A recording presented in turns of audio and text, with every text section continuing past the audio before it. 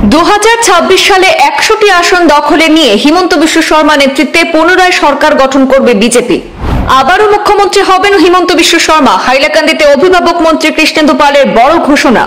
পঞ্চায়েত নির্বাচনের মতো বড়লেন নির্বাচনেও কংগ্রেস ধরাশায়ী হবে মন্তব্য করলেন মন্ত্রী কৃষ্ণেন্দু পাল। 50 লক্ষ টাকা ব্যয়ে হাইলাকান্দি রামকৃষ্ণ মিশন সেবা সমিতিতে একটি ছাত্রাবাসের আনুষ্ঠানিক শিলান্যাস করলেন মন্ত্রী কৃষ্ণেন্দু পাল। মুখ্যমন্ত্রী বিশেষ প্রকল্পের অধীনে 50 লক্ষ টাকা ব্যয়ে আজ রবিবার হাইলাকান্দি রামকৃষ্ণ মিশন সেবা সমিতিতে একটি ছাত্রাবাসের শিলান্যাস করলেন জেলার অভিভাবক মন্ত্রী কৃষ্ণেন্দু পাল। এদিনে অনুষ্ঠান শেষে সাংবাদিকদের মুখোমুখি হয়ে মন্ত্রী কৃষ্ণেন্দু পাল যুব প্রজন্মকে স্বামী বিবেকানন্দের আদর্শে অনুপ্রাণিত হয়ে কাজ করার পরামর্শ দেন। একটি রাজনৈতিক প্রশ্নের উত্তরে মন্ত্রী কৃষ্ণেন্দু পাল দাবি করেন, আগামীতে বড়লেন নির্বাচনে কংগ্রেস পঞ্চায়েত নির্বাচনের মতো ধরাশায়ী হবে। একই সঙ্গে আসন্ন বিধানসভা নির্বাচনে বিজেপির জয় জয়কার হবে। 100টি আসন দখল করে ডক্টর হিমন্ত বিশ্ব শর্মার নেতৃত্বে পুনরায় সরকার গঠন করবে বিজেপি, এমনটাই মন্তব্য করেন। তিনি বলেন যে দ্বিতীয়বারের জন্য মুখ্যমন্ত্রী হবেন ডক্টর হিমন্ত বিশ্ব শর্মা। আজি বিশেষকে মাননীয় মুখ্যমন্ত্রী ডক্টর হিমন্ত বিশ্ব শর্মা মহোদয়ক ধন্যবাদ জনাও। মাননীয় মুখ্যমন্ত্রী লাস্ট দুর্গা পূজার টাইমে যেতিয়া দুর্গা পূজাত লাস্ট টাইম হাইলাকান্দি আহিছিলে আৰু মিশনো আহিছিলে, মাননীয় মুখ্যমন্ত্ৰী মহোদয়ক আমাৰ যে মিশনেৰ সমিতিৰ প্ৰেসিডেন্ট বা সকল কাৰ্যকৰ্তা মুখ্যমন্ত্ৰীৰ ওচৰত এই ছাত্ৰাবাসৰ কথা দাঙি ধৰিছিলে আৰু মুখ্যমন্ত্ৰী মহোদয় আনটাইড ফান্ডৰ পৰা ফাৰ্ষ্ট ফেজে 50 লাখ দিয়া হৈছে। আৰু আমি ভাগ্যৱান যে আমি আজি ৰামকৃষ্ণ মিশনেৰ এই যেন আমাৰ স্বামী বিবেকানন্দ ছাত্ৰাবাসৰ মানে আমি আজি শিলান্যাস কৰিব পাৰিছোঁ। এইকাৰণে মাননীয় মুখ্যমন্ত্ৰী মহোদয়ক বহুত ধন্যবাদ জনাওঁ।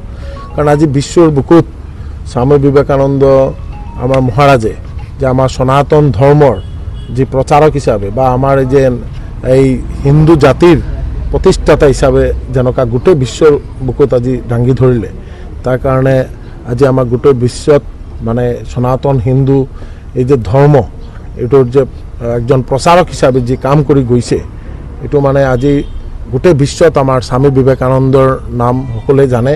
আৰু স্বামী বিবেকানন্দ যুৱ সমাজৰ কাৰণে যি মানে যুৱ সমাজ যদি শক্তিশালী এটা পদক্ষেপ লয় আৰু যুৱ সমাজৰ যাতে ভাল কাম কৰি যাব পাৰে, যুৱ সমাজেই আমাৰ এটা ৰাষ্ট্ৰ গঠন কৰিব পাৰে, তাৰ কাৰণে যি কথা কৈ গৈছে, তাৰ কাৰণে আজি আমাৰ এই যুৱ সমাজক আমি এই কথাই ক'ব পাৰোঁ যে সকলে যাতে ভাল পথত স্বামী বিবেকানন্দৰ যি দিশা আৰু যি রাস্তা দেখাই গৈছে সেই মানে রাস্তাত যাতে সকলে কাম করে যাও আর ভারত যাতে জগৎ সভার শ্রেষ্ঠ আসন লাভ করে।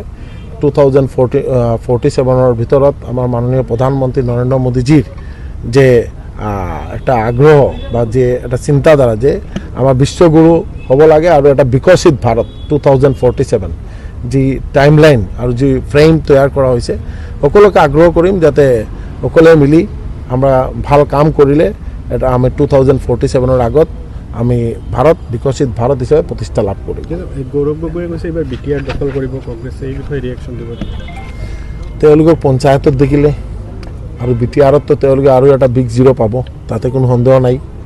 আৰু চাওক আমাৰ ভাৰতীয় জনতা পাৰ্টিৰ নেতৃত্বাধীন চৰকাৰ GNDA আমাৰ মানে চৰকাৰ যেনেকুৱা আমাৰ মাননীয় মুখ্যমন্ত্ৰী ডক্টৰ হিমন্ত বিশ্ব শৰ্মা মহোদয় যেনেকুৱা কাম কৰি গৈ আছে, আমি এতিয়া ডেভেলপমেণ্টৰ ওপৰত ভিত্তি কৰি ৰাইজে ভোট দিয়ে। আৰু বৰাক উপত্যকা ব্ৰহ্মপুত্ৰ উপত্যকাত আজি এটা হিংসা বিবৰ্জিত সন্ত্ৰাসবাদ বিবৰ্জিত এটা নতুন অসম আজি গঢ় লৈ উঠিছে। আৰু যে আন্দোলন নাই, মিছিল মিটিং নাই, খালি ডেভেলপমেণ্ট। আৰু ৰাইজে এইকাৰণে 2026 আকৌ হেমন্ত বিশ্ব শৰ্মা মহোদয়ক মুখ্যমন্ত্ৰী হিচাপে বিচাৰে, তাতে কোনো সন্দেহ নাই। আৰু 100+ সিট লৈ মাননীয় মুখ্যমন্ত্ৰী ডক্টৰ হিমন্ত বিশ্ব শৰ্মা মহোদয় দ্বিতীয়বাৰৰ কাৰণে শপথ গ্ৰহণ কৰিব 2026।